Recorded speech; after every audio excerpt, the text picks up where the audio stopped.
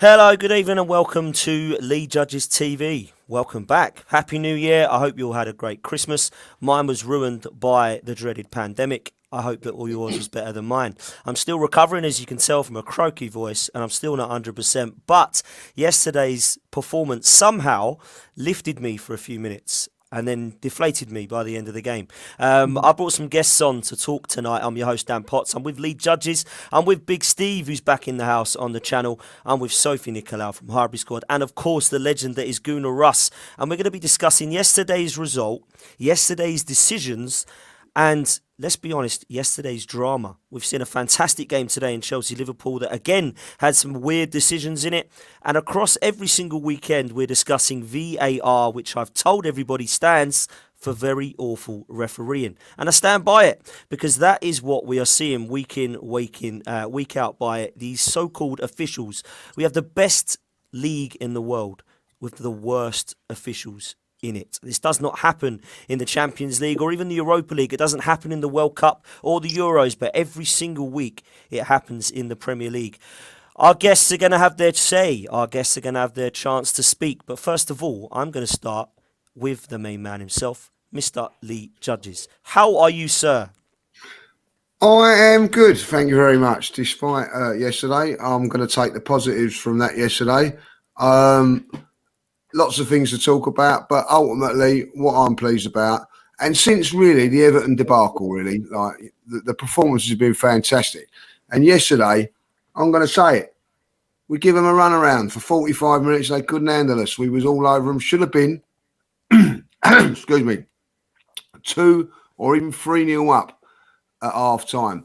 And I'm going to be honest, I was disappointed that we wasn't 2 or 3-0 up at half time. I really, really am. But what I'm saying is the performance was absolutely brilliant. I've got to say that, and I really, really enjoyed the way we played. Yes, I think things capitulated in the second half. Really on a penalty decision and what happened after that. I'm going to be really honest. I ain't worried about whether you think it's a penalty or not. That's beside the point. Let's leave it. What done me in that game was the sending off. And everybody turns around and says, yes, Gabriel deserved to be sent off. Even yesterday on Match of the Day, it was a standard yellow card. And I agree with that. I agree with it. But Saka in the first half goes round Rodri. He's on the way to goal. Rodri brings him down. Standard yellow card. Not given. Just lets him off, says, I'll carry on doing it, And then that was what was the annoying thing for me about the refereeing. Every time they fouled, he let them off. Every time we fouled, we got booked. It got embarrassing when his first tackle, it wasn't a real bad tackle from Holding, straight away it gives him the yellow card. Rodri was continually fouling all game. It's happened with them Man City players before, with Fabinho, the same sort of thing that goes on with them.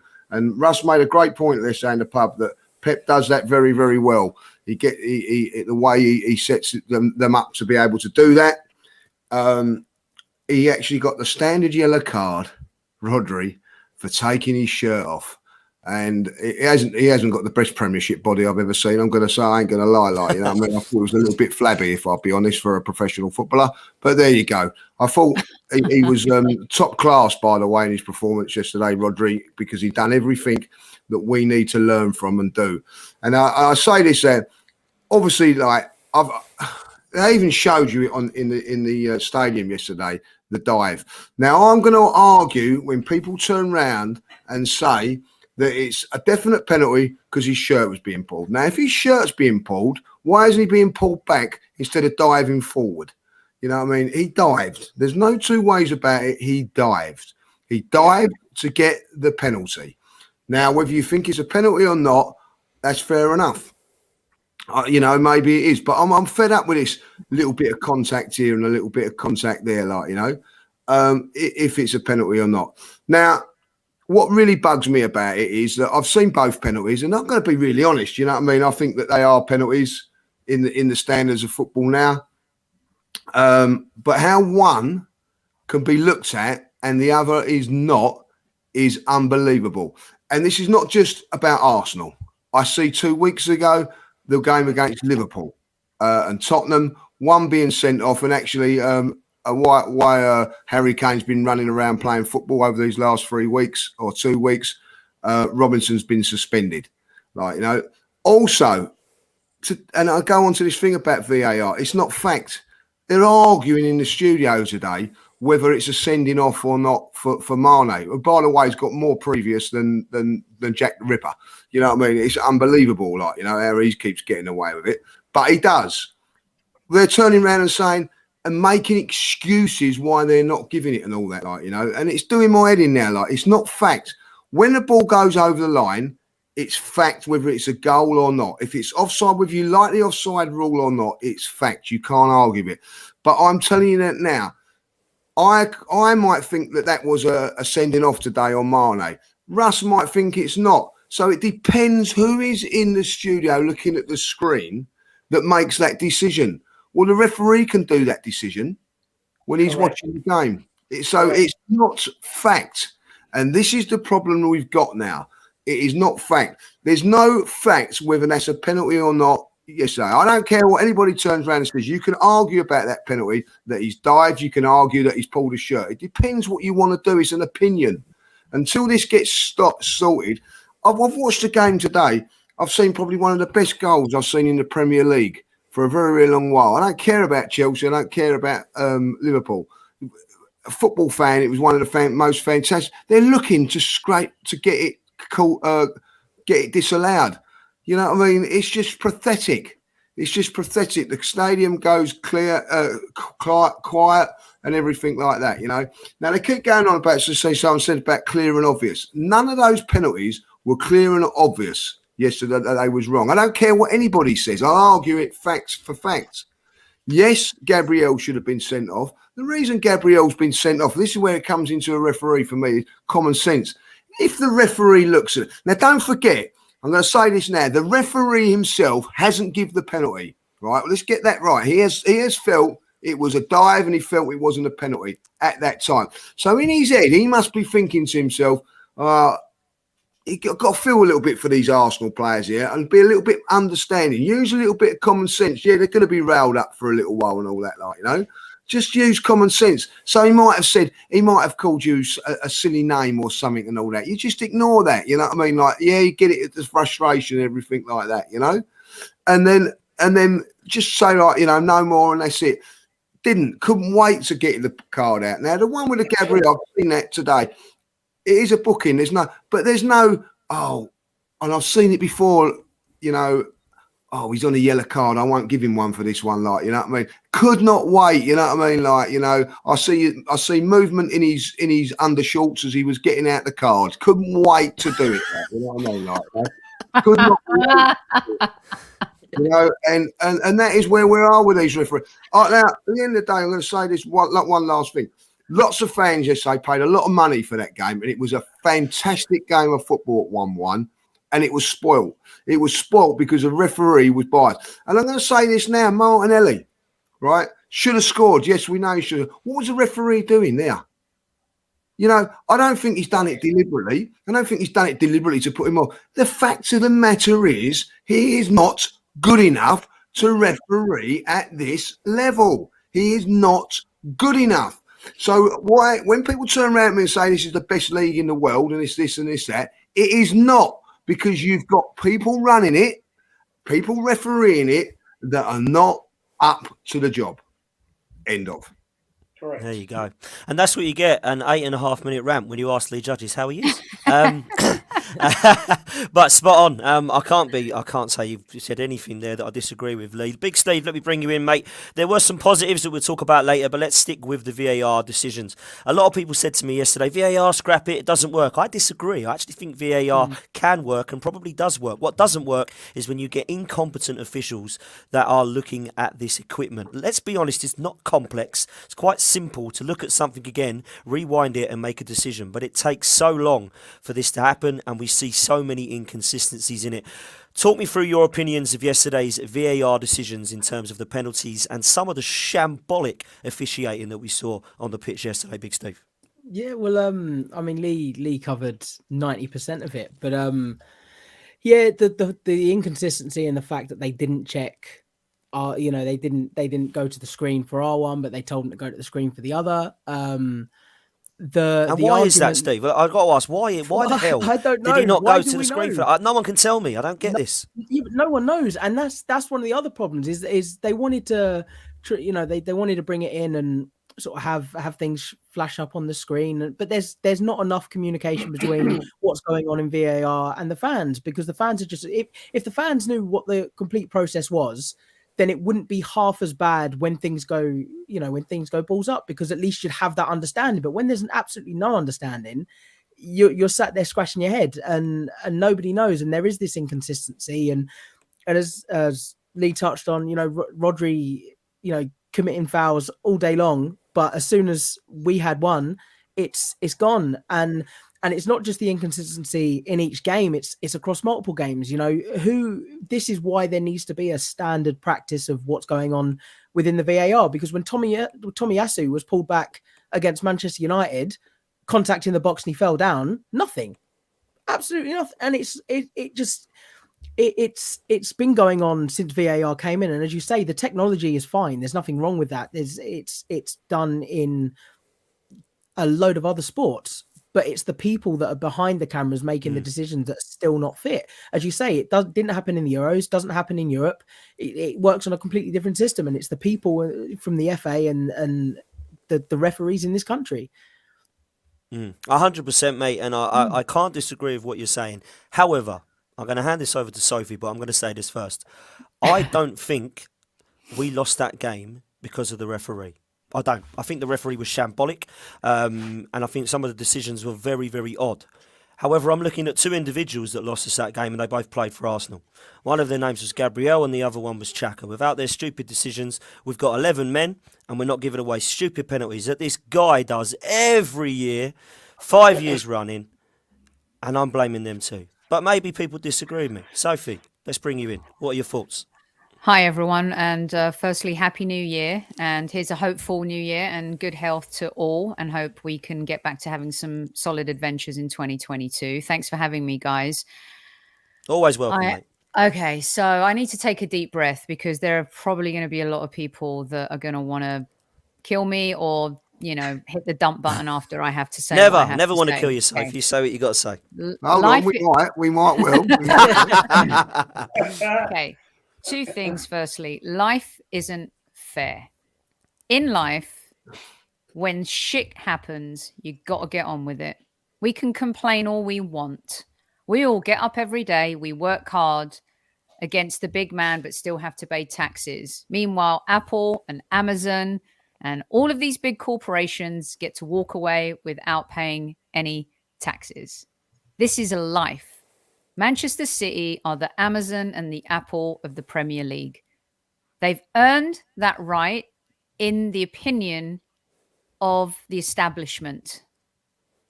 Our team has earned that right in the past. Unfortunately, we do not have that respect yet, but it will come back to us. If we had the respect, Mane would have been sent off for elbowing Tierney at Anfield. They don't respect us yet. That doesn't make it right. Doesn't make it right that Amazon and Apple don't pay taxes. But unfortunately, that is the world that we live in. And all of the belly aching, I had to switch social media off, because I'm like, look at the narrative. The narrative is the referee versus the fact that Arsenal Football Club played their best football, 45 minutes, first half of football we've seen in years. It was sensational. I looked at Kevin De Bruyne, I looked at Ederson, and I looked at Sterling when the camera went close up on them. They had fear in their eyes for the first time. We did that to them. There's an image of Saka with 5 Manchester City players around him.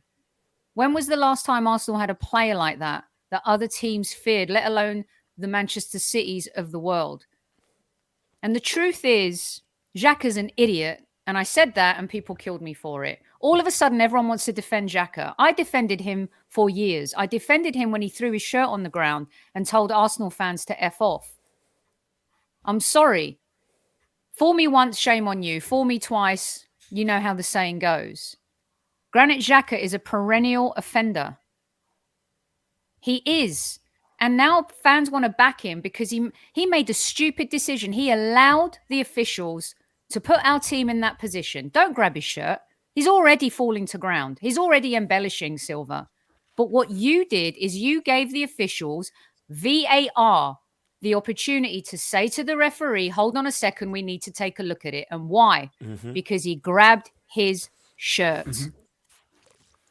Gabriel, I've said that we've got young players who are mature, but sometimes there's a naivety to us. And that's because we're growing and we're evolving as a team. Gabriel scuffed the penalty spot. One of the assistants alerted the ref to that. Then there's the scuffle, which wasn't his fault in the box where he touched the referee, but then walking back to the halfway line, what's he doing? It's belly aching.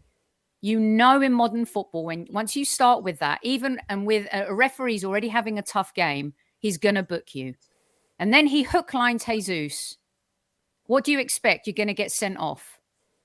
That cost us. We also had chances to close the game. We should have been 3-0 up at half time. And we couldn't close because why? We're learning, we're growing. And I don't blame the team for that. But still, the game should have been out of sight. And what a victory, what a signature win, what a glorious moment it would have been for our club. And I'm sorry, but if Aubameyang had missed Martinelli's open goal, we would have been killing him today. I would have been killing him.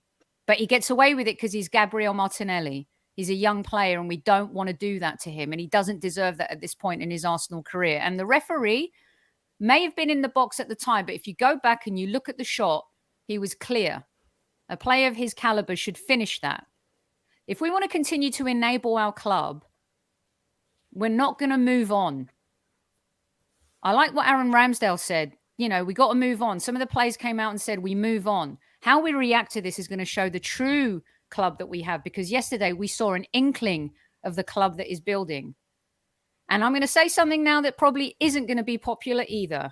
If Martin Ødegaard hadn't acted like Tom Daley, an Olympic diver, in the box at that moment, acting like a salmon bash fishing man or whatever they want to call it, with his arms in the air, and I'm pretty certain the referee would have looked at that differently, because it was 6-1 and half a dozen of the other. Ederson also gets a touch on the ball. So we can complain all we want. But the point of the matter is we played Manchester City off the park and we should have won that game and we didn't. Soph, I think you're spot on. And Jamie Carragher had a bit of a chat about the game yesterday, just before today's games, actually. And I thought he was spot on as well. And he said, I thought Arsenal were outstanding. Facts. I thought we were. I thought we were absolutely brilliant. I thought that off-the-ball pressure was absolutely exceptional. And I thought that man for man, we were better. I thought we dominated possession and I thought we always looked dangerous. But we shot ourselves in the foot. And Granit Xhaka and Gabriel did themselves absolutely no favours for themselves or for the team. So, as much as the referee was shambolic and VAR is an absolute joke, I stand by it. And I think some of the decisions were shambolic. I think what the Man City team got away with was shocking. In particular, Rodri has to take his shirt off to get a booking after 10 fouls. Absolutely disgraceful. But would that have won us the game? No. I don't think it lost us the game. I think what lost us the game is we lost our heads. And that's why I put a lot of blame yesterday on those two individuals by stupid errors. And it was frustrating because I thought we played really, really well. And it doesn't make it better for me that the referee was poor or was great. It doesn't actually change much of the game. It just frustrates me even more that it was being dumped on even more, really, that the referee was also poor. Because when you have players that do that, you can't really stick up for them, if I'm honest with you. And I've been calling Granit Xhaka out for years and everyone knows it that's listened to me. And it's boring. I need an upgrade on this guy. I've seen what he is. He's shown me what he is. I need a different movie now. I can't keep watching this guy. It is so embarrassing watching him cost us points year in, year out. And he plays well. Thought he was good again yesterday. Played very, very well. But I don't want a ticking time bomb. I'd rather have a Thomas Partey, who, by the way, was outstanding, who sometimes isn't outstanding, but doesn't do stupid stuff like that. I'd much rather have a Thomas Partey in my team than a Granit Xhaka. Let's switch things back to can I just add one more thing real quick? Soph. I think they should add, like in NFL football, which Steve and I are obsessed with and watching right now, they should add maybe think about this, and because this can be a future discussion in a show, a manager challenge where the decision is made and the manager gets to throw a red flag and challenge the decision. Because until then, this is going to carry on. Sorry to interrupt, but I just thought It's a good point. I think it's got to come to something like that. So if something's got to like that happen where it is challenged, because they would have challenged that yesterday. Totally. Liverpool would have challenged the one on Harry Kane. Harry Kane, yeah. Like Sophie says some very, very good points, but I'm going to bring her up there. Chelsea have not earned the right, of the Premier League to get away with it. They've had one stung at them today after 6 seconds. Now that game's a completely different game. Imagine if Tuchel could have challenged that right away.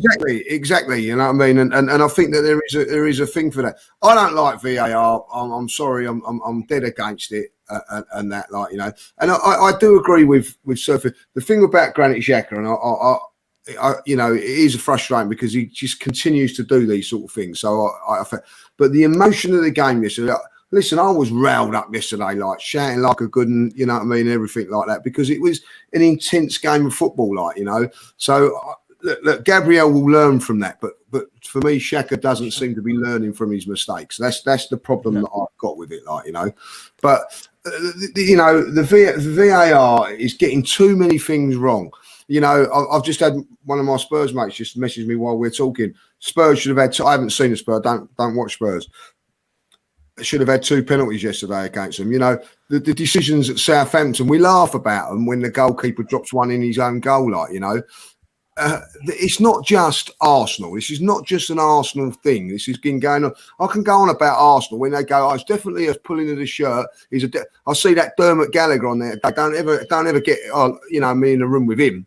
You know what I mean? But he's turned around saying it's a pulling of the shirt. What about at Sheffield United 2 years ago when they're pulling off Mustafi's shirt? Nothing done about it. The kick on Saka from Crystal Palace today, the goal that was not given on a foul for us, and VAR apologised for it against Crystal Palace. There's all things that, but every team can say it. This VAR was put in place to stop controversy. It is making it more controversial, in my opinion.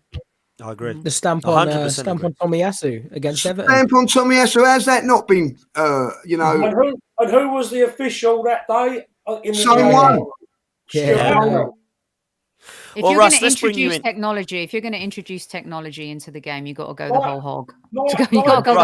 Let's bring you in, Russ, because I want to talk about VAR, but I want to talk about officials, because I think that the officials are the problem here, not VAR. So, Russ, your opinions, please, mate, on what's not just what happened yesterday, but also the officiating. Just before we got on that, Sophie made a great point about we should have closed the game out. Well, if that penalty decision that we had been reviewed by the referee the same as the other one had, let's have some consistency here, we would have possibly been 2-0 up if we'd have scored it. That's a completely different game then, 2-0, because then we can sit in and we can defend them, and they've got to come and try and score 3 goals then. That completely changes the landscape of the game. And then we start to win fouls, and then we start to do the dark arts, as you like to call it. So that's my point on that. I don't like this clear and obvious error nonsense. If someone goes down in the box, the referee should review it, whether he thinks it's a penalty or not. And the reason I say that is because if it's not a penalty, the likelihood is the bloke who has tried to win the penalty has cheated, and cheating should be punished. I watched today Aston Villa, Trezeguet, in the last minute of the game, blatantly jackknife his body to try and win a penalty. Disgusting. Now he should have gone straight to that screen and looked at it and said, right, you, red card for that. That's blatant cheating. That's how VAR should be used. It should be used in a positive way, in a proactive way, not in a reactive way like it is at the moment. I have to say, that was a disgrace. I don't know if anyone not seen that. It was disgraceful. That would be a good way of using VAR. But you've got to review it. The referee has got to hold his hands up and review all those decisions and not pick and choose which one he fancies. Whoever's earned the right because they're the Amazon of the Premier League is irrelevant. You're refereeing, you're an arbiter of a game. You should be fair and level, and there should be no agenda or bias. That is what a referee does. And I'm afraid I'm not seeing unbiased refereeing. I'm seeing certain players in the Premier League getting favouritism, and it's not on just because they're captain of England. I'm seeing players getting away with blue murder. That should have been a retrospective red card, at least. That should have been taken before panel and given a retrospective, no matter whether he was booked. Oh, you can't change it because he's been booked. Rubbish. That was a career-threatening tackle that Harry Kane committed on that fella. And he's played, as Lee said, he's played 3 games since, which has affected the Premier League. He shouldn't have been playing. So that's why I talk about agendas and being unfair. Clear and obvious is too mamby-pamby. It's not black and white enough. It needs to be, you get a decision to make, you go and look at it. Don't get told to go and look at it. The referee's got to be brave enough every time to use that monitor as his aid, not as a crutch, as his aid, to aid his decision making and get the correct decision. Because all we want is no cheating, and we want correct decisions. As always a fan, I want. I pay a lot of money. I want to see a fair game. I want to see it reffed fair. And yesterday, that game was not reffed fairly. End of story. 100%, Russ. I'll stick with you, mate, because I know that you've done a bit of research today with some of the refereeing in the league, and I think it's interesting, though. Show us the facts, mate. Talk to us. Well, I think most of us here are pretty educated. We know about the PGMOL, the game management authority that runs the refereeing, and the what they call the selection of the first selection of referees that gets picked every year to referee in the Premier League. And there's 22 picked for the 21-22 season. And I'll go through them all. It'll take a bit of time, but I just want to make a point here that something doesn't quite smell right. Right, this is the list of referees, right? Martin Atkinson from West Riding in Yorkshire. Stuart Atwell from Nuneaton, Warwickshire.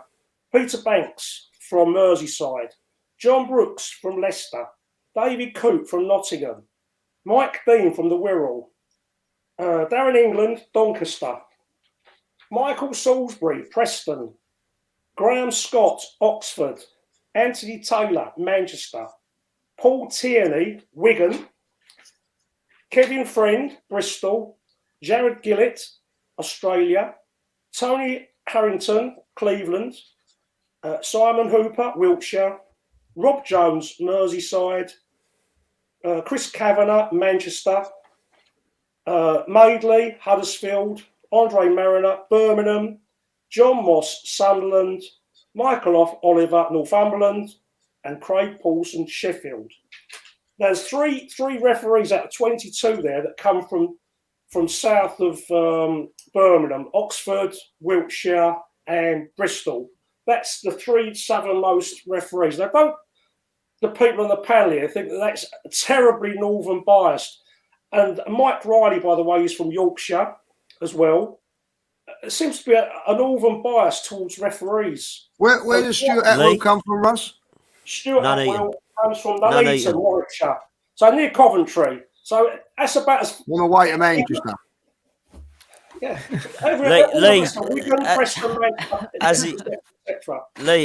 Has he got a point, Lee? Well, before I go on, surely there must be some southern referees that are bigger than this. Yeah, I was just going to say, surely there's some that are better. There must be a pool of referees that are better in the south of the country. Don't we play football in the south of the country? Don't forget, Russ, this is a big point. None of these when these referees are refereeing, every other kid in their age is playing football. They're not playing football. They're refereeing, right? To become a professional referee, you've got to start at 10, 11, 12. You can't, you've got to give up football. And that is a great point. So that comes to my second point, which is surely there must be former professional footballers who have had to give up through injuries or have played at a lower level and haven't earned as much money out of the game as some of the richer players who wouldn't even entertain it. Surely we're missing a trick here by not fast tracking some of these and getting some of these to referee games, because they understand the game. They've played the game. It happens in rugby. You're asking people to referee games that have been involved in football but never played it and don't know the game. Go on, Lee. No, the thing is, Russ is right, and like, listen, watching game of football today, listen, every player can buy a penalty and whatever, like, you know. What Bernard Silva done yesterday is that he bought a penalty. I know exactly what he was doing, you know what I mean? And he's done it in a very, very good way, exactly the same as the player today for Aston Villa. But, you know, Pep has probably coached his team how to do it. And I'll be honest, because of all the dark arts of it. You know what I mean? Like when I played football when I was younger, when I went to a pro club, they taught you. I was like 13, 14. They teach you the dark arts of football. Like, you know what I mean? Because... Lee, can I just interrupt? So is it because not many people play football in the north that they become referees, or why are we not getting referees coming? I don't know. I don't know that, like, you know what I mean? Because when I played, you know, there's referees when you play in the south of England and all that. Like, I don't know why that is, Russ. It's not a very good trade. Now, London's the capital of England. Maybe a lot of the London boys are still playing football. I don't know. It's not a good fact, and I don't care what anybody says. If you said to me, right, pick me out at 25 years of age, right, from London, right. And right, you can't officiate on Arsenal games, of course, but I can officiate a Spurs game. If there's a dodgy thing, what is human nature for me to do? We saw Mike Dean in the stands cheering Tranmere Rovers. Exactly. Cheering Tranmere Rovers. There are referees who are passionate football fans. Of course, so if you do the ex-player thing, if Super Kev becomes a referee and it's Arsenal v Tottenham, and he's officiating that game, how's that going to go? Exactly. You're always going to, it's human nature that you're going to get a little bit of biasness and all Correct. that. One thing that I will say about yesterday. Although it's very honest, is our Kev. it happens in game. You know what that ref's like. You know he's incompetent. You know that he's not good. You know that he's up Pep's backside, and like, you know what I mean. We're probably like in the shower, you know, toweling him down after the game. You know all these things are going to happen. So what do you do as a player? Don't make him give you those decisions. Yeah, exactly. You're told that. So Gabriel, you know that he's going to come. You know, when you're seeing a player do what he likes on a football field, going around kicking everybody, right? And then he's not getting booked. And then you see one of your teammates getting booked. What should be in your head? You know that he's going to come and book you straight away and not him. And that has happened in football all through generations. Like, you know, my generation, Kevin's generation, whatever. If you had Kevin on now, he'll tell you that there were friendlier refs than not. It's just the way it is. It's human nature. But when you're getting them all up north, there's something in that. Surely everybody can see that. Russ, I want to bring this in for you quick, mate, before we do move on to half the show. We're talking about refs, which is obviously going to happen because of yesterday, but I do want to get into the game. Russ, I want to bring this super chat in, and I want to ask, you'll know why I'm putting this to you in a minute. So Sam Tressida has asked, is this poor officiating giving more power to a possible resurgence of the Super League or something similar? That's a conspiracy theory and a half, that is, isn't it? No, I don't believe so. No, not at all. I don't think they're that clever. I think they're too stupid to have a conspiracy like that, the refereeing body. Listen, we've got Mike Riley running it, and we all know what a cowardly referee he was. Well, that says it all, Russ. Yeah, it does. He made the worst decisions on a football field in the biggest game for a very, very long while. His reward was he still probably refereed the next week and he's got the big job. He should be nowhere near doing what he's doing after what he done at Old Trafford that time. You know, what if you was in a meeting with him, Russ, like, you know what I mean? He said, right, I'm going to sack you. I'm going to sack you for, you know, you're Stuart Atwell. I'm going to sack you for your decisions today. I'll turn around and go, what about your decisions at Old Trafford? You've got a good job. How dare you sack me when you've got the best job and you're as incompetent as I am? Let's not forget, Lee, that Stuart Atwell has already been banned for 4 years for refereeing for the absolute shambolic ghost goal that he gave. Well, exactly. He shouldn't be refereeing. It's not. He should not be affiliating at a game like that when hard, honest people are spending a lot of money, £75 yesterday to go and watch that game yesterday. On Ticket Exchange, it was the cheapest ticket you could get on Ticket Exchange yesterday was £125 to watch Arsenal versus Manchester City. They should not be putting people in that are incompetent to referee those games. That's not his fault, not Atwell's fault. It's the people employing. Players like Granit Xhaka, who've been playing the game for years, shouldn't be pulling the shirt of a player who is gonna shine you. And that's the decision that comes to Mikel. Mikel loves him. Someone just made a comment It's a in whole there other about Manchester City. City yet to win the European Champions League, even with all their money. Well, there's a reason for that, because the refereeing in Europe is better. Yeah. Oh, come on. City haven't won all those Premier Leagues because bad officiating. Russ. They can't get away with the perennial fouling, Lucy. Is that? I love that you call me Lucy, by the way. That's brilliant.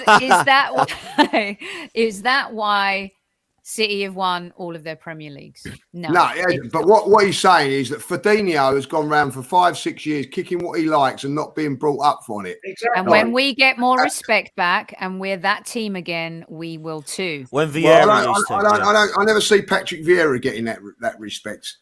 I never see. He did sometimes. Come on, Dennis Bergkamp. He did sometimes. He didn't even kick no one at Old Trafford and got sent off. Dennis you know what I mean? No, I'm not having it. I'm not having that. Like Dennis Bergkamp was such a Michael Jordan. Yeah, he got away with a lot. I'm telling you this now, and I'm gonna give him a compliment. Pep knows what he's doing. He butters them up when the interview. His interview yesterday, by the way, was fantastic. With you, I'm hating on him at this moment in time. But what he said yesterday, you can't help but think, it was class. Yeah, they were a better team. He knows exactly what he's doing. And that's what we should be talking about, is how brilliant our team was. But yet the narrative is about the officiating. And unfortunately, in the Premier League, since VAR was introduced, this has been the biggest issue. Works in every other league. Here in MLS, you get to hear even what the officials are saying to each other. Sophie, why does it work in every other league? It works in every other league because they just follow, and the officials are better. But the point, but you've got to play with what you deal with, Russ. You can't cry over spilt milk. You just can't. And we don't want our players doing the same either. Can't we hope for better? Of course, hope is not a plan. Can I just say one thing? One statistic, right? One statistic about Manchester City and everything like that, Our Arsenal, a possession-based team over the last 25, 30 years, or since the Premier League started, have Arsenal been a possession-based team or not? The answer is yes, right? 100 red cards we're the first team to get 100 red cards. That ain't right. That ain't right. 95 of those jackers. Well, yeah, exactly. With that, Lee, that is not right. You know what I mean? So, but listen, you can go on about. Into account. Sorry, Lee, just to bite in. Just do take into account. We haven't been relegated from this league.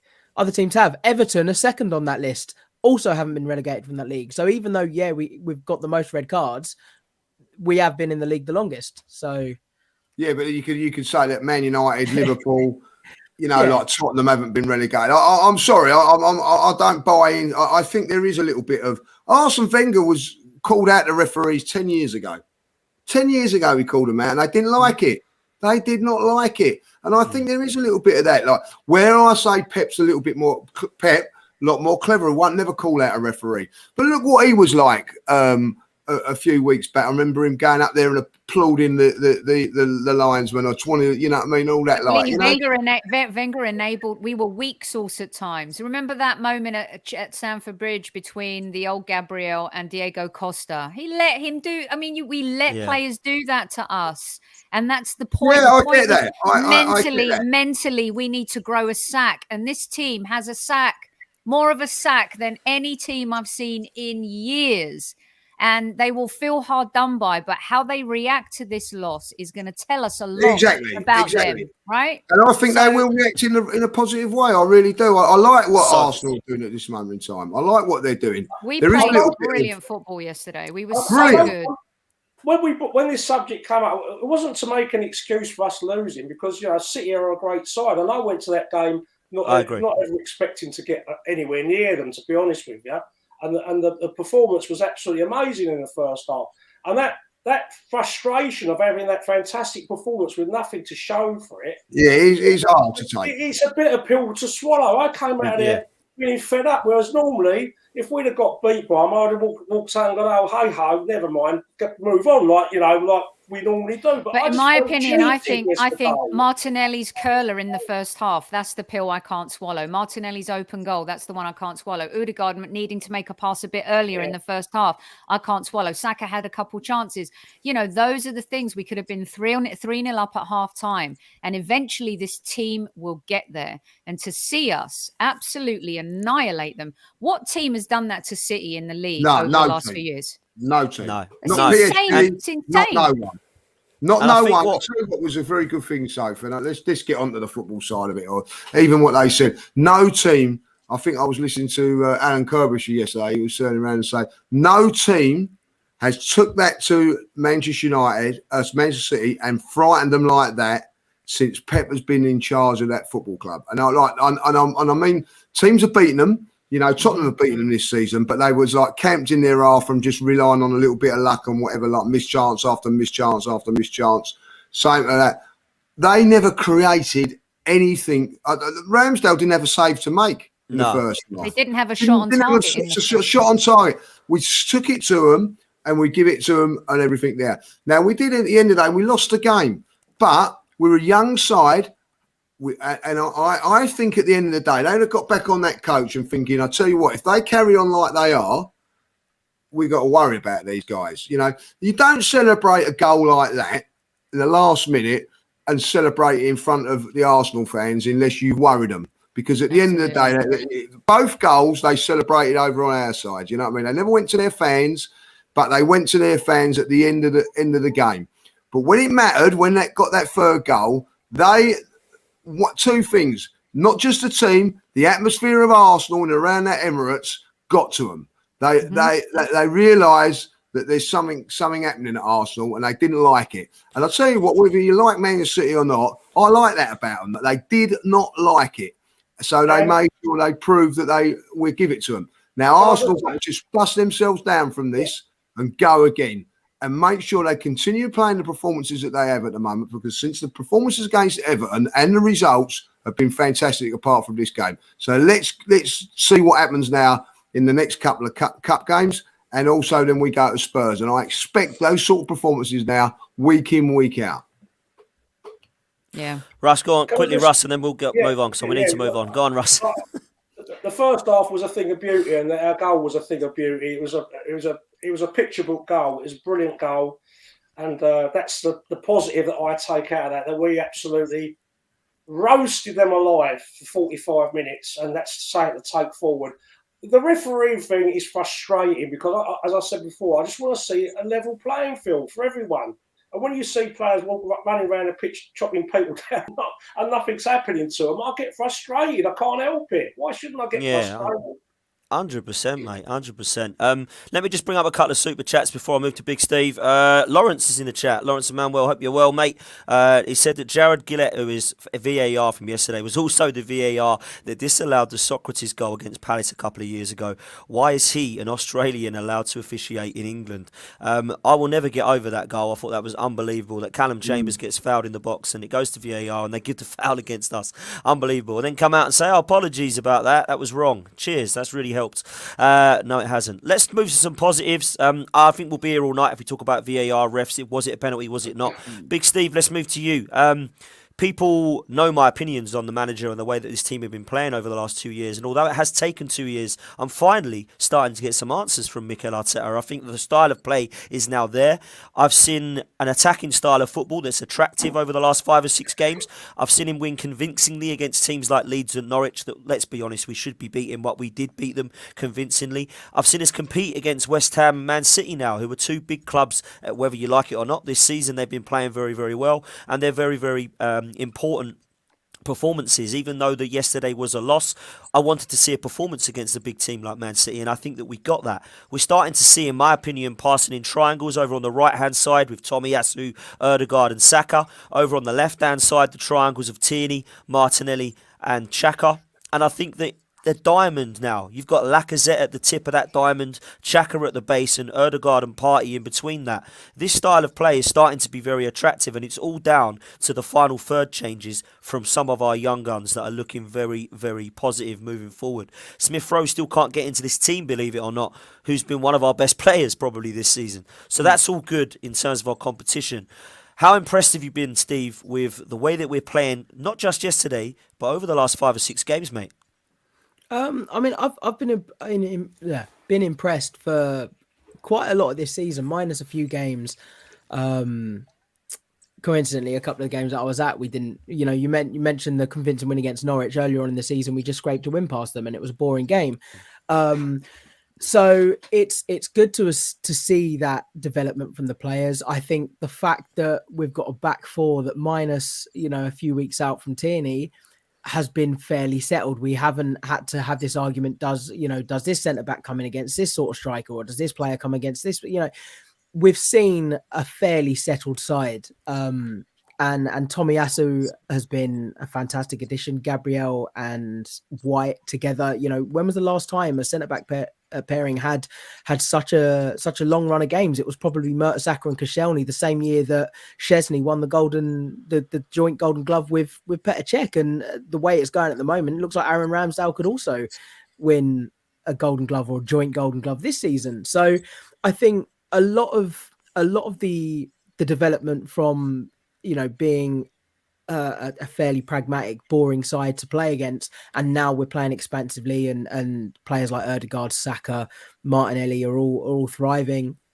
I think some of that comes because of the longevity and the solidarity that we have at the back now. Obviously, we've said for years, build your whole, your style of play, and you have to build from the back.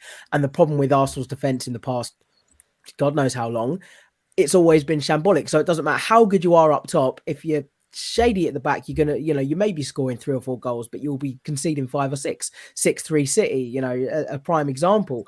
So I'm really impressed with just even on the games where we haven't been as expansive, we've been solid, and we haven't often looked like conceding. Earlier on in the season against Norwich, other seasons we would have been stood in the North Bank scared of them scoring, getting a breakaway goal, and it hasn't happened this season. So I'm quite impressed. I'm impressed with the back, and as you say, the fact that in recent weeks we've been scoring goals for fun almost. And Emil Smith, have you seen a difference now, though, Steve? Sorry, mate, just quick. Have you seen a difference now? Because I know you said about Norwich, and I think it's really important. This, a lot of people have said, oh, see, this has always been there. It really hasn't. I saw us win 1-0 against Watford, 1-0 against Burnley, scraping 1-0 against Norwich. It wasn't there, this. This has definitely been an improvement over the last 5 or 6 games. And I was guilty of calling out Martin Ødegaard, saying, I don't quite get him. I'm not sure what he's doing. He's not scoring. He's not assisting. Last 5 or 6 games, goals and assists. And to be fair, he's been running that midfield.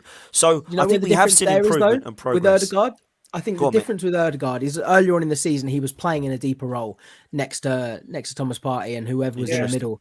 And I said for a while, obviously Aubameyang was not firing as a striker. Then they bought Lacazette and was playing, we were playing Aubameyang out on the left. The problem was there just wasn't the right balance, and Ødegaard playing deeper, even though we saw some games where we were saying, I love his energy in the middle of the park. I love the fact that he's trying to play the ball through the lines. He's trying to move the ball forward. And we don't often have that same energy. Well, we definitely don't have that same energy when Xhaka's there. We saw a couple of good performances from Maitland-Niles. We've seen some good performances from Lokonga. And the difference between those and players like Xhaka is the fact that they've got the legs to move the ball forward as well. Ødegaard had that, but he wasn't quite as good defensively with his positioning and everything else. And he kind of wasn't looking like the same sort of player that he was hyped to be. But that's because he was playing as a centre midfielder and not an attacking midfielder.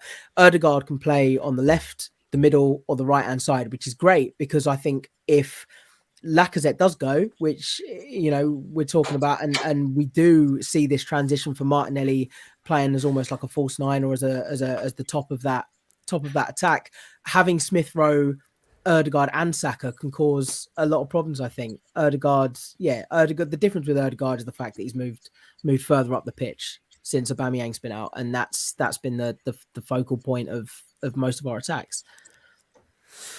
Steve, I think you're spot on. I think you make a great point there about Odegaard because he certainly has improved in the last few games. So if I'm going to come to you, one player we need to mention is Martinelli. Me and you have called out this player. Please play him. Please play him.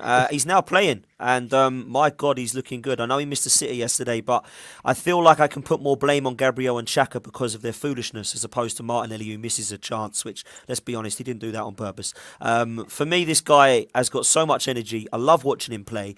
And I'm really confused as to who to kind of point the finger at here, because my question mark was, does this manager not rate this guy? Is he not ready? Now he's come in, and it's either I've proven you I'm ready, but Mikel Arteta, or Mikel Arteta is just a genius and he just knew when to bring him in. Where do you stand on that? And how good is it to watch this kid at the moment? He's just exceptional. I thank Aubameyang every single day coming back late from his trip, because Arsenal Football Club on the pitch have completely evolved and changed since he 100%. has been benched. And it took a lot of balls for the manager to make that decision.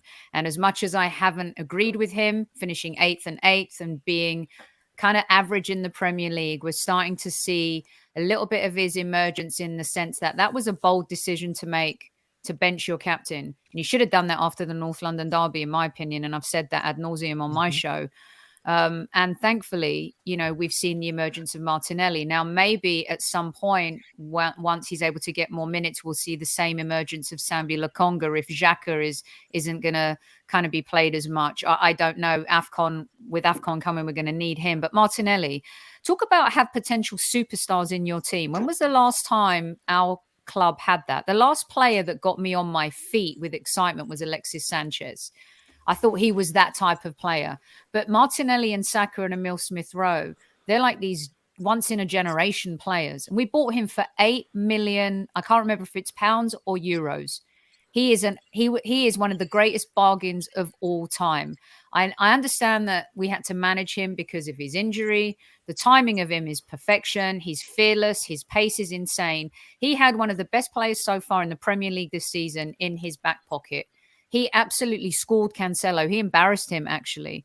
And the sky's the limit for this guy. The ceiling is insane. Do you know what else I love about having players like Martinelli and Emile Smith-Rowe and Saka? Once again, I think the reason why the Emirates is buzzing again, the reason why away fans are buzzing again, which, by the way, the away fans this season have been insane, as have the home fans. And every fan around the world who wakes up at 2 o'clock in the morning, 4 o'clock in the morning, or 10 o'clock in the morning, or stays up until midnight to watch their team.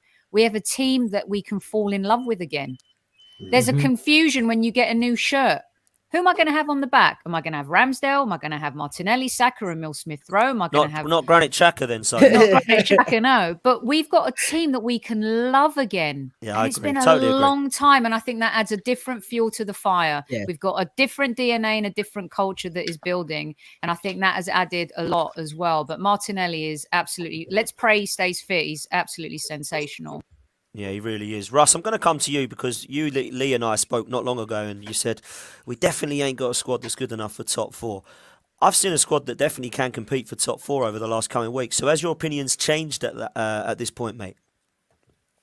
I think we've got a good first 11 that can compete for top four, but I don't think the squad's anywhere near deep enough yet.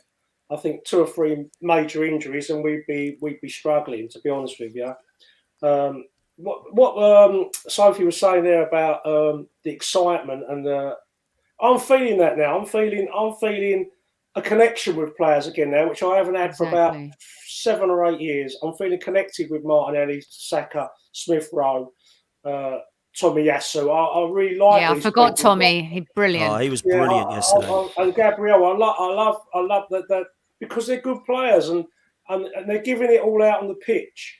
And I'm seeing partnerships, and you know, a little bit of praise has to go to the manager. And because sometimes in life you need a big slice of luck, don't you? And when we were in the mire last year, and we had lost about 8 out of 9 games, and we were looking very, very dodgy to say the least, he had that little bit of luck, didn't he? Where he dropped Willian and Louise got injured, I think, and then he put the 2 young lads in. And then we just started winning games. We started scoring goals, started winning games. And then this year, his bit of luck, as Sophie said, was Aubameyang playing up. And it's changed.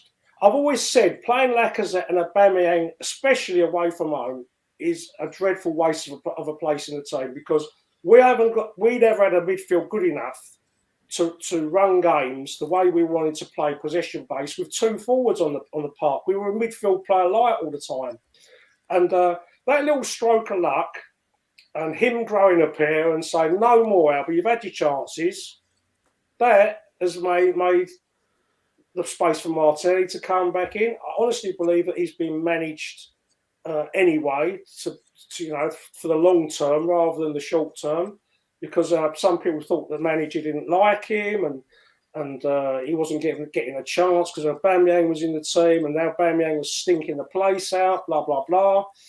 That little slice of luck reminds me very much of when Alex Ferguson won that cup game at Nottingham Forest all those years ago. Most of the Man United board wanted Ferguson sacked. Most of the fans wanted him sacked, and he won a trophy that year. We've done it a bit in reverse. We've won a trophy, then we struggled with this manager. But I say he's learned on the job. He's shown some real character to basically sack off our best striker, allegedly, and our best paid player, and it seems to be paying dividends. Now it's over to the owner. It's over to the owner now to sprinkle some magic dust on this team, and I'm hoping we can do it in January. I know it's difficult in January. They did it in the summer, As. No, we need more. You've got to do it every year. Of course, but it's got to keep improving, and we've got to ship out more of the deadwoods. More of the deadwoods got to go. I include Xhaka in that, because I'm same as a lot of people. I never wanted him to ever wear an Arsenal shirt again after the Crystal Palace debacle. I just thought it was a bridge too far doing what he did. He's a good player. He's a 6 out of 10 player. We need an 8 out of 10 player. That is what we need. I've had enough of him. I've had enough of his antics. He never learns. It's never his fault. And that's one thing that needs to be addressed. Either this transfer went difficult, but in the summer, I want him gone. I don't want him here no more. And there is better players out there. We have got to go and get them. Well, this transfer window open at the moment. Before I bring it Lee in, and there's a couple of super chats I just want to throw at it before we do wrap up. But I think that the window's open. I think everybody knows that it's a centre forward and a centre midfielder that we should be looking at.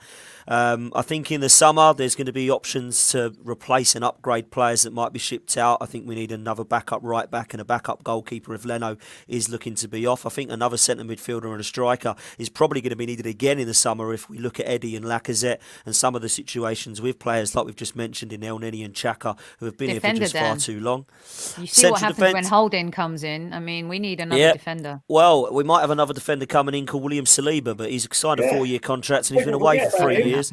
So we might be able to see him finally. That would be nice, wouldn't it? But I doubt it. So we'll see. You're right. So there are some positions there that we'll be looking at. Quite a few names being linked with, right the way through from Jack Wilshere, right the way through to Renato Sanchez, Vlahovic, Dominic Calvert-Lewin. All the names are going to be thrown at us, but we definitely need, in my opinion, in January, a centre midfielder and a centre forward. I'm going to do a couple of super chats. Then I'm going to come to Lee. First of all, Sophie, we've got Raj who said, Sophie, you said we annihilated City in the first half.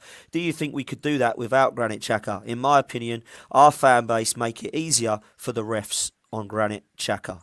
Thoughts, Sophie?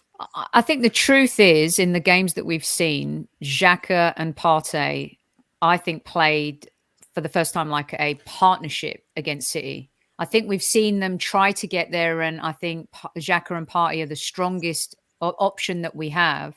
But I think that we can get even better. A few weeks ago, I think some of us were saying, why do we keep saying who's going to partner Thomas Partey? Because he had been poor.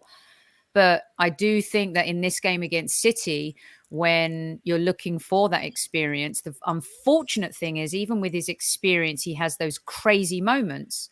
So you're damned if you do and you're damned if you're not. You're damned if you support Xhaka, you're damned if you're not. But I think hindsight 2020, yes, right now, they are the better option. And we have to just know that, unfortunately, Xhaka is also a liability and could make a mistake in a game. And that's the risk that Arteta takes. It's like going to Vegas, black or red, you know, and he makes that gamble in most games. Yeah, he does, and I hate people who make the same mistakes year in, year out. And everybody knows my opinion on Granit Xhaka. Can he be upgraded? 100% he can. Lee, let's come to you. Lawrence has put one in the chat saying, does the panel think that Arteta will field the same side on Thursday night against Liverpool in the semi-final, or will he bring in some of the youngsters? This is an interesting one, Lee. What do you think will happen on Thursday Well, night? I think he'll swap it around a couple of. Obviously, Gabriel's out, And I Partey. think. Partey, yeah, he's gone as well. So El Nenny's not going to be there. I don't know if Eddie's been playing in every game. So if he's over the COVID, then I think that he'll come in. So I don't think there'll be too many changes. I think there'll be like for the next two games. I think that we've got Forest, which is in doubt now, isn't it? Because Forest have pulled out of their game tomorrow, so that we could actually not be playing Saturday or Sunday. So I think that just see how it goes. I think we've got a very, very good chance of getting into the final because I think Liverpool will make a load of changes. So I think that we've got an opportunity. Listen, with Arsenal at the moment, Arsenal played their best team available yesterday. They played their best team. It's not good enough to win the league, is it? So there's got to be upgrades somewhere along the line, and I think that Xhaka will probably be one of them where we're going to be an upgrade. A centre forward's going to be an upgrade as well. I agree with Sophie at the moment. Xhaka's the best option we've got at this moment in time. But if we're going to go and challenge for the title and try and really be in the hunt for top four on a regular basis, Xhaka's not your man. Let's be honest. We know that, and but he's doing the job at the moment. So. I don't think probably Xhaka will play in this game. I think we've got to start. It's a difficult one now because we've got to find someone that's going to partner Xhaka for the next few games. So maybe Xhaka plays and we look at Lokonga in there, see what them two are going to do together going forward. Who's it going to be? I think Arsenal are going to have to, in the next week or so, go in. We've got these cup games, but I think if we're going to go to Spurs, we need a midfield enforcement before we go to those Premier League games. I really do, because we're losing two players. You look at it yesterday against Manchester City. We've lost our best player who absolutely dominated their midfield yesterday in Partey, and we're also losing El Neni that can come on and just shore things up at times. Be the squad player that he is. So we need to sort that out. So I don't think there'll be mega changes. Obviously, Pepe again didn't come on yesterday at all. He's not going to be about for this game here. So it'd be very, very interesting to see what. That's why we need Maitland-Niles, and we can't give him away yet until the summer. Yeah. Well, I think if we do give him away, we certainly need to get somebody in. Yeah, we can't be getting rid of all of these. Yeah, so we've only it's got. strange about Listen, I'm going to say this about Mikel. After the Everton game, I just didn't see no way back. I was so down about everything there. He's turned it around with some fantastic performances. Mm-hmm. And I give him credit for that. And they're really now do you remember that when we played Southampton? I didn't want to go to the game. I think I said to Dan, I said, it's going to be a chore. It's going to be, got there, and I'm really now looking despite yesterday's result. I can't wait to get there on Thursday. I'm really buzzing because you're going to get into saying whatever. So it'd be very. But Maitland-Niles played very, very well, I think, against Newcastle. Watford. He played great. Watford. Yeah. And he hasn't played since. And Something's I find that very, very strange. Not 1 minute of football since. So I don't know. Is it too soon for Patino? Something's gone on. Patino might play on Thursday. Patino might play in this one. That's a good point. I think he'll be certainly in the squad. I think he'll be in the squad. He wasn't in the squad yesterday, though, was he, at all? So has he gone down with COVID, or we don't know, or what? Because he wasn't in the squad. I hadn't heard about that. I hadn't heard about him. No, I'm not sure about that. You just don't know what's going to happen. I think every game now, you've got to just take it game by game, because if you could have 3 or 4 players go down within the next game anyway. So for me, I play it strong as I possibly can and see how we go from there. Yeah, I think it'll be interesting on Thursday because I think Leno will be in goal. I think he's going to stick with the fullbacks of Cedric and Tavares, if I'm honest with you. I think Ben White and Gabriel play at centre half. I think he can only suspended. pick. Who did I say? I meant Holding and Ben White. Who did I say? Yeah. Gabriel. Sorry. Yeah. Mari come in. He hasn't had a look in at all, has he, Mari? No, I don't know what's gone on with him. I know he had COVID, so I don't know if he's back fit now. So he might come in. I think we've only got Lukonga and Xhaka unless he plays Patino in the middle, because El Neni's gone, Partey's gone, and Maitland-Niles looks like he's off to Roma. But I think the front four will be strong because Pepe's not there. I don't think Balogun's going to get a go after the other night. So I think Eddie will probably start up top, and then I expect to see Martinelli, Smith-Rowe and Saka. But Eddie I had might be COVID, wrong. Dan, didn't he? Eddie Oh, had has COVID. he? There we go. I don't know. This He is did the have problem. it, It could yeah. change until Thursday as well. We could get more cases. So we'll have to see what happens. You're asking me if we've got a squad strong enough to challenge for the top four. And we haven't even got Well, decent Russ, teams out for a league I tell you what, cup Russ. semi-final. What I would normally agree with you. But when we're playing once a week, mate, I would disagree and say that we have. If we had Europe, absolutely no chance have we got a good enough squad to compete for top four. Chat. But when we're playing once a week, I think we have. I really do think top four is up for grabs, which leaves me, as an end, to go and do a round robin. Let's start with you, Big Steve. Looking at where the things are now, I was with Lee back in Villarreal. I wanted the guy gone. I definitely wanted him gone at Everton. But I've started to see change. We know he's not going anywhere. I certainly think he's going to get to the end of the season. This is a make or break month for me. We could be in everything still and looking rocking, or we could be out of everything and season over by the end of this month. So this is a massive 4 weeks. Looking at how things are now, where do you think Arsenal will finish at the end of this season now that we're halfway through it, Steve?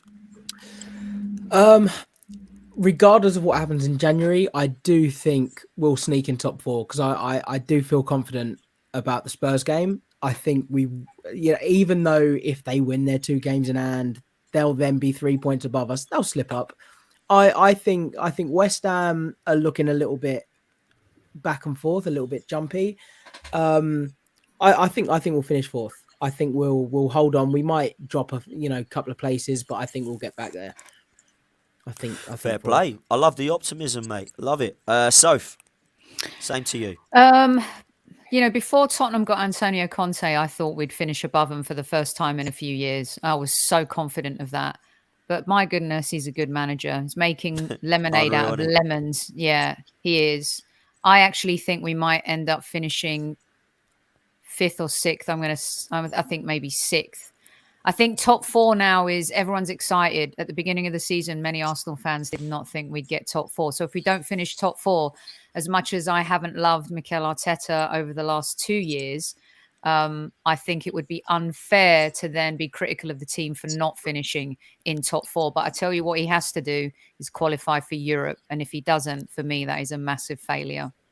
Mm-hmm. Oh, absolutely. It is. 100% agree with you. Russ, over to you, mate. 9th, 10th? No, if we beat Spurs, if we go and beat Spurs, and we've bought 2 players in the January transfer window that bolster the squad a little bit, then I think we might get 5th. I think there's too many mistakes still going to happen between now and the end of the season. No, it's just I think there'll be injuries. I think there'll be. Set me up there, Russ. I thought like he's going to be going in positive, and we might get 5th. No. Someone put a little comment in the chat a minute ago about Arteta won't be fired if we don't get Champions League this year. I think that's a sad indictment of the football club, really, because we have to get it, really, to compete and to get the money into the coffers and to attract, as Sophie's alluded to on several of her podcasts, get the better quality players to come here and play. Although that hasn't worked for us in previous years when we've had Champions League, we've bought some right duffers. But depends who's making the decisions, Ross, isn't it? Like different people making decisions now. Yeah, of course. But Europa League's a minimum. If we don't get Europa League, then he's got to go. We've got to try something different because it's not sustainable to carry on not being in Europe for a club of this size with the ambition that we as fans have got. It's whether the board and the owner are as ambitious as us. That's always the big bugbear with me. Fair play, mate. I think you're right, Russ. If he doesn't get in the European places without being in Europe, what did we come out? A West Ham fan said that to me actually the other week. He said Arsenal fans are saying getting in the top 6 would be an amazing season. He's like, you're out of Europe. What did you come out of there for? You might as well just stayed in Europe. And I was like, I totally agree. I can't see how that's a fabulous season. But there we go. Lee Judges, this And comes we to you. definitely don't Go on, want that Russ. Conference League either. No, I do not want that. I don't want that. I'd rather be out of bloody Europe than getting in that bloody thing. Jesus Christ. Lee. I think this month is major on and off the field, and you've got to get. I think they've got to bring in a couple of players that And what do I know about football? I wanted Jack Grealish at Arsenal with £100 million. Like, you know what I mean? Like, can't get a kick. Can't get a kick now. Like, you know what I mean? I see him yesterday.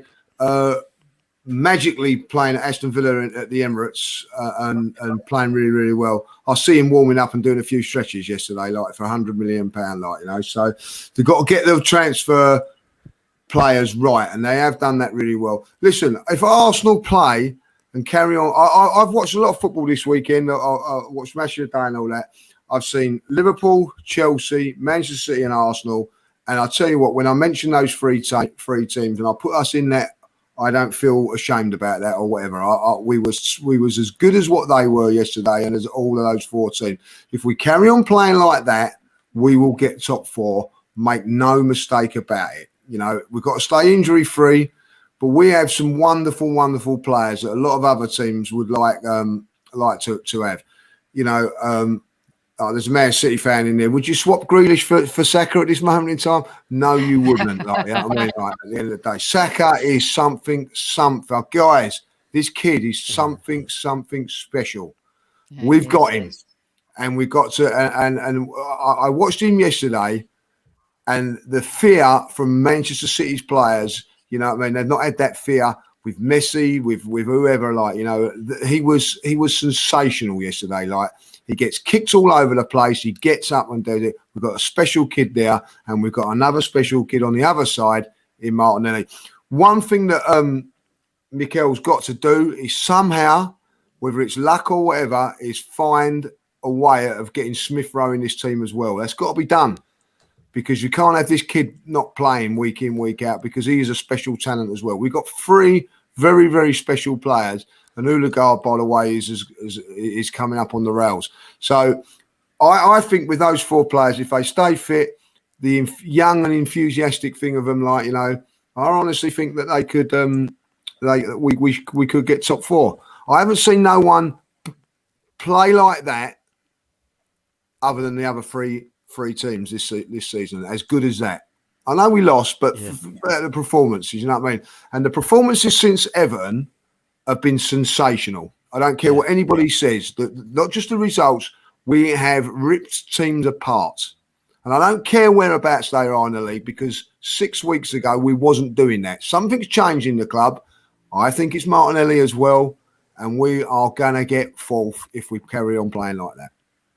I actually agree with you, Lee. I think that we will. And the only thing that's helping us is that we've got 1 game a week. Because like Russ says, we get 4 or 5 injuries and we're trying to play 3 games a week. It ain't going to happen with this squad. So we definitely have a chance because of that. If we keep our players fit and we are racking up these sort of performances, we do have a sneaky chance of getting top 4, in my opinion. I think we'll just miss out, personally, because I do feel that there will be a couple of things that happen. There's a lot of twists and turns within the season, and I think a couple of injuries may knock our chances of that. But I'd like to keep positive and think that, of course, we can get it, because the door is definitely ajar. You said something interestingly about trying to get Smith Rowe into this team, and I do think that we need competition for places. But I think you're right there. I don't think that he can sit on the bench all the time and just come on for 20 minutes. I think we do need to try and rotate it a little bit more, like Pep does with Manchester City. And I think something that could happen, and people might say this may not work, but I'd like to see it tried. Lacazette's been sensational in the last few games of the last 5. No more false 9s, Russ. No more false 9s. Martinelli up top could work with Odegaard behind and Smith Rowe and Saka either side. I'd like to see it, just to see what happens. The problem is we've not really got a time to experiment it now. We certainly can't do that against Liverpool because I think it's too risky. But we could do it against Nottingham Forest and see if that works as a front 4. because I think it would be something that we would look at and go, wow, every single one of these players is on the same wavelength in terms of the way that they play. They lead by example by giving that off the ball pressure, that high intensity, and that level of link-up play that I think is so important when Saka and Smith Rowe on the pitch together. When we don't see them together, we don't see that. And I absolutely love watching these two kids play together. And I think that Ødegaard at the moment is undroppable, and so is Saka and Martinelli. So the only position I feel that could be up for grabs is Lacazette's. But he's been so good as well with his link-up play, and obviously he's our captain and leads by example. Guys, I've really enjoyed tonight. It's been really good. I think we've managed to cover as much as we can, and we could probably sit and talk for another hour about VAR, refs and decisions that didn't go our way, but we haven't got time. It's been a pleasure. Just want to say thank you to everyone in the chat and a happy new year. Thank you to the guests for coming on. We'll start with you, Big Steve. Mate, first of all, massive congratulations to you, man. I don't know what you've lost now, but weight loss. Talk to me about what's been going on there, man. Yeah, so April I had a gastric sleeve and I've lost almost 11 stone. I'm about 10 stone 9, I think, since April. But yeah, I mean, yeah, thank you. I mean, yeah, the surgery is the key factor there, but just hard work, keeping up on top of everything, getting in the gym, you know, I use it as a tool to work with rather than expecting it to do the hard yards for me. And it's been great being able to get back up to the Emirates. The first time I got back up this season, the lifts at Holloway Road weren't working. It would have been a problem a year ago. It would have killed me. Would have had a heart attack halfway up. This time, up without a sweat. So it's great being back at the football, meeting up with you, Russ, Lee, everyone else. Maybe not Nunny, but yeah, it's been good. And cheers for having me back on. Aww. Mate, it's an absolute pleasure, and massive congratulations, bud. Because I've known you a few years, mate, and I've never seen you looking so well and so happy, mate. It's not just the way you look; it's the way you feel, and I've seen your confidence rise. It's been an absolute pleasure to see, Steve. So thanks for coming on, mate. How can people follow you, bud? Yeah, so at Big Steve with 2 E's on Twitter, Big Steve Artist on Instagram. And yeah, I mean, I'm pretty hard to miss. So just look for me, and you'll find most of my stuff's music. Twitter's just all Arsenal, like, but yeah, Instagram, Big Steve Artist as well. Top lad. Thanks a lot, Big Steve. Much appreciate you coming on, mate. Sophie, as always, a pleasure. Highbury Squad, what you up to? Tell people how they can follow you. Thanks, guys. We're back live tomorrow night with Super Kev. You can follow us at Highbury Squad on YouTube, Twitter, and I'm at Soccer Diva. And Steve, well done. Congratulations. Thank you very much, Sophie. You look great. You look absolutely great. Thanks, guys. Thanks for having me. Steve soon, wouldn't you? You have to be just kind Yes, definitely. Kind of average, Steve. I thought you meant having him on our show, but we'd love to do that. Yeah, definitely. That would be great. Thanks a lot, Soph. Always a pleasure. Thank you, guys. Gunnar Russ, mate. You've been fairly positive in times tonight, Russ. I'm liking it, mate. How can people follow you, buddy? Yeah, at Gunnar Russ 11 on Twitter and Instagram. I don't tweet a lot. I normally tend to tweet just once or twice after games. Since the all the Wenger in out nonsense, I've just tend to stay away from Twitter a little bit.